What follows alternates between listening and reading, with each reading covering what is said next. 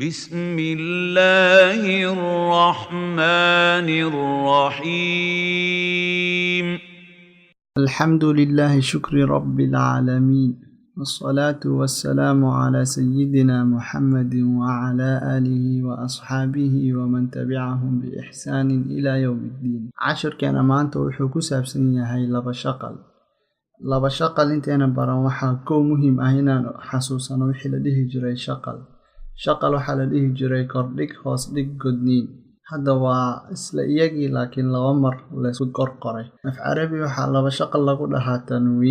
tanwiin waa nuun reeban oo aan la qorin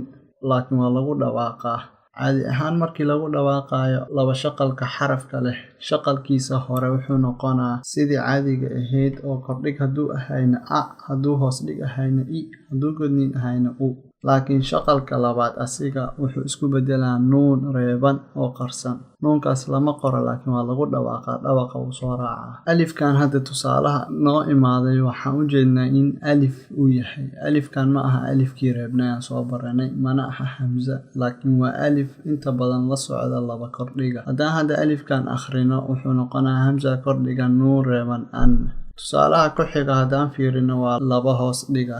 thamaraatin uu noqonaa xagga dhawaqa hingaadna wuxuu noqonaa thaa kordhigan tha miim kordhigan ma thama raa kordhigan alif reeban raa thamaraa taa laba hoos dhigan tin thamaraatin kulligeed isku noqonay haddii dhawaqa sidiisa ahaan loo qoro waxay noqonaysaan oo kale tusaalaha ku xiga haddaan fiirino waa laba godniin caabidun cayn kordhigan alif reeban caa baa hoos dhigan bi caabi daa laba godan dun caabidun isla sidii aan ugu dhawaaqnay haddaan u qorno wuxuu noqonaa caabidun tusaalaha ugu dambeeya haddaan fiirino waxaan arkaynaa inuu yahay miim kordhigan cayn reeban mac raa godan waaw reeban ruu macruuf faa laba kordhigan fan